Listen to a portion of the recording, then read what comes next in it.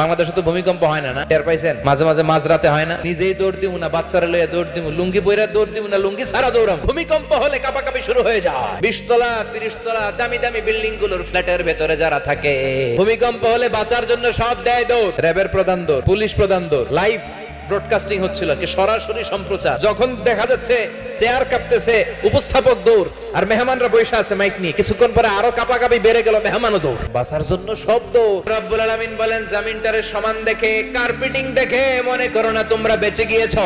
South আফ্রিকার খুবা শহরে 60 metric ton ওজনের একটা উল্কা পড়েছিল, যেখানে পড়েছে পুরো জায়গাটা বিশাল খাদ হয়ে গিয়েছে। যে বিল্ডিং এ আমরা থাকি, রাত্রে বেলায় ঘুমাই আর ধুম্মা চলে ধুম দেখি রাত, ওই বিল্ডিং এ যদি একটা পড়ে, ডান্স ক্লাব গুলার উপর যদি পড়ে, পতিতালয় যেগুলো আছে ওগুলা যদি পড়ে, যেই হোটেল গুলার মধ্যে আকাম কুকাম হয় ওইটার উপর যদি পড়ে, তার মানে বেঁচে গেছো, পার পেয়ে গেছো মনে করো না।